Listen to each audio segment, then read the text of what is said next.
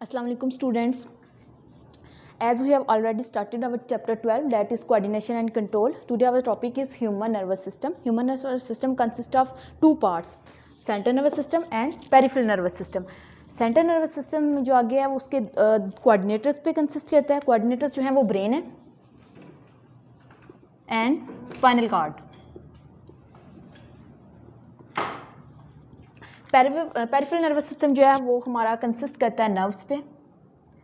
Nerves जो कि brain से स्पाइनल कॉर्ड से ओरिजिनेट होती हैं और निकलती हैं, अराइज करती हैं और फिर जो है वो बॉडी के डिफरेंट पार्ट्स तक आगे एक्सटेंड हुई होती हैं. तो अब देखते हैं हमारा central nervous system, peripheral nervous system. ये बेसिकली जो सेंट्रल नर्वस सिस्टम है वो हमारा कंसिस्ट करता है न्यूरॉन पे. ठीक है, न्यूरॉन जो है वो फंक्शनल यूनिट है नर्वस सिस्टम का. जिस तरह नेफ्रॉन जो है यूनिट फंक्शनल यूनिट होते हैं किडनी का, इसी तरह न्यूरॉन जो है वो फंक्शनल यूनिट है सेंट्रल नर्वस सिस्टम का. तो न्यूरॉन्स जो हैं उसके अंदर बेसिकली हमारे पास अगर हम उसका स्ट्रक्चर देखते हैं तो, और अगर उसका हम देखते हैं कि न्यूरॉन का काम क्या है सेंट्रल नर्वस सिस्टम के अंदर, तो ये जो नर्व इम्पल्स को कंडक्ट करते हैं बॉडी के एक पार्ट से दूसरे पार्ट तक, और ये मैसेज लेके जाते हैं इन नर्व इम्पल्स की फॉर्म में. नर्व इम्पल्स जो होती हैं वो इलेक्ट्रोकेमिकल चेंजेस होती हैं और ये बॉडी के एक पार्ट से दूसरे पार्ट तक इनका इंस्ट्रक्शन की फॉर्म में, इन मैसेज की फॉर्म में कन्वे होती हैं. तो अब हम स्ट्रक्चर देखते हैं. तो structure of neuron consist of basically three parts. First one is a cell body, second is a dendrite and third one is a axon. Cell body क्या है, ये जिसका स्ट्रक्चर दिखाया गया है मोटर न्यूरॉन्स का दिखाया है. तो मोटर न्यूरॉन्स जो हैं आगे मैं बताऊंगी कि किस तरह ये इसकी आगे से फर्दर 3 डिफरेंट टाइप्स हैं. तो उनमें से एक टाइप जो है मोटर न्यूरॉन है, उसका ये स्ट्रक्चर है. तो मोटर न्यूरॉन का स्ट्रक्चर है. तो ये जो ओवरऑल हमारे पास ये वाला स्ट्रक्चर आ रहा है ये सेल बॉडी है हमारे पास. सेल बॉडी सेकंड पार्ट इसका जो है वो ये डेंड्राइट्स हैं, जो इसका कांटू की तरह का स्ट्रक्चर होता है, स्पाइक की तरह का एक स्ट्रक्चर होता है ये वाला, ये डेंड्राइट्स हैं. और आगे फर्दर जो है वो एक्सॉन पार्ट है. तो cell body basically consist of 3 parts.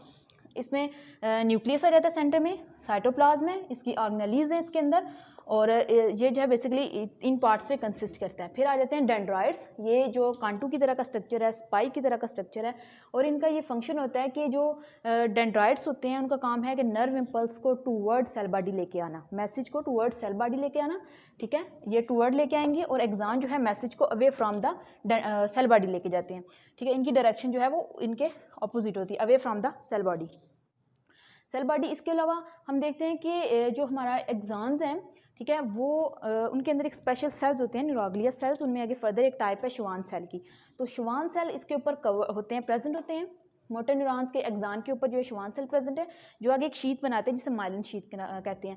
और माइलिन शीट जो होती है वो बेसिकली इंसुलेटर का काम करती है. जिस तरह हमारी स्किन की है, स्किन की अपर लेयर है, उसके नीचे जो है क्या फैट्स की लेयर होती है और वो इंसुलेटर का काम करती है. इसी तरह जो है ये माइलिन शीट भी इंसुलेटर का काम करती है. और ये नर्व इम्पल्स यहाँ से जो गुजरेगी उसको अपने ऊपर से गुजरने नहीं देती, और यहाँ से यह जंप करती हैं एक नोड से दूसरे नोड तक.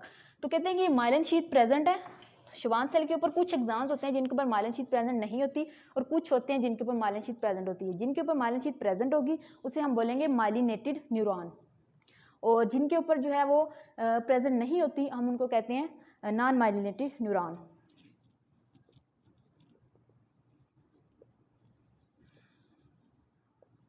न्यूरॉन के आगे जो है वो एक्सॉन है. ठीक है, और इसी तरह जो है वो नॉन माइलिनेटेड एक्सॉन.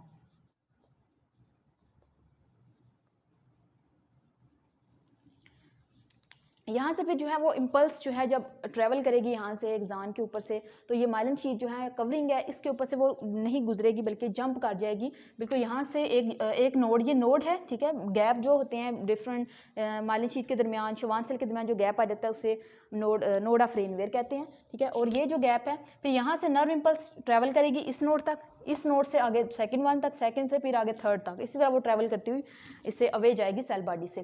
तो इसी तरह जो है हमारे पास हम कहते हैं कि नर्व इम्पल्स चूँकि जंप कर रही होती है एक नोड से दूसरे नोड तक, इसलिए हम इसको साल्टेटरी नर्व कहते हैं, या फिर हम इसको कह सकते हैं इसका दूसरा नाम है जंपिंग नर्व. ठीक है, इसके 2 नाम हो सकते हैं, साल्टेटरी नर्व या फिर जंपिंग.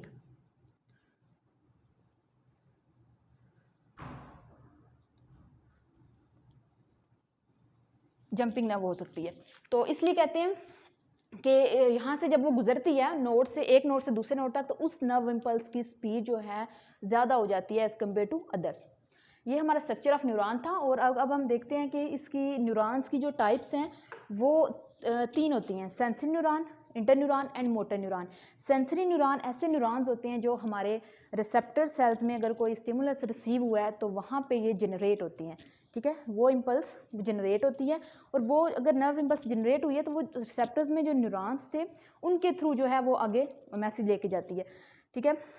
न्यूरॉन्स जो है वो सेंसरी न्यूरॉन हमारे रिसेप्टर्स में प्रेजेंट है, वो मैसेज जो कुछ स्टिमुलस है, कोई भी मैसेज आए एक्सटर्नल या इंटरनल इन्वायरमेंट से, उसको लेके जाएंगे आगे इंटर न्यूरॉन्स तक। इंटर न्यूरॉन्स हमारे स्पाइनल कार्ड में प्रेजेंट होते हैं, वो आगे मैसेज को कन्वे करते हैं मोटर न्यूरॉन्स तक। मोटर न्यूरॉन्स जो हैं वो आगे मैसेज को इफेक्टर्स तक ले जाते हैं। जिस तरह मैंने पहले पिछले लेक्चर में एग्जाम्पल कोट की कि उसमें जो फॉर एग्जांपल हमारा हाथ है, स्किन हमारी टच करती है किसी हीट को, कोई वार्म बॉडी है उसको करती है तो हमारा हम हार्ट अपने पीछे खींच लेते हैं, तो वो जो हमारा रिसेप्टर्स जो हमें फील हुआ था, वो हीट फील हुई, तो वो सेंसरी न्यूरॉन्स के थ्रू ट्रैवल करती है। इंटर न्यूरॉन जो कि स्पाइनल कार्ड के अंदर प्रेजेंट है, स्पाइनल कार्ड से दोबारा वो मोटर न्यूरॉन आगे इफेक्टर्स तक लेके आती है, हमारे मतलब हैंड तक, हम अपना हैंड जो है वो विड्रॉ कर लेते हैं, पुल कर लेते हैं पीछे की तरफ। तो ये सारा सिस्टम जो है एक दूसरे के साथ कोऑर्डिनेटेड है, ठीक है। डिफरेंट जो सारे ये न्यूरॉन्स हैं आपस में जो है वो इंटरकनेक्टेड हैं, आपस में मिल के जो है एक काम परफॉर्म कर रहे होते हैं, सेंसरी से इंटर और इंटर से मोटर न्यूरॉन्स। अब हम देखते हैं कि आगे नर्व, बेसिकली नर्व क्या होता है। जैसे ये एक एग्जान है, अगर मोर देन वन एग्जान है या ग्रुप ऑफ एग्जान्स प्रेजेंट है और वो इन्वेलप्ड है बाय द मेम्ब्रेन, तो उसे हम कहते हैं कि इसे नर्व बोलते हैं, ठीक है। वो कहते हैं कि अब एग्जान है, इसके फर्दर आगे से 3 टाइप्स आ जाती हैं नर्व की।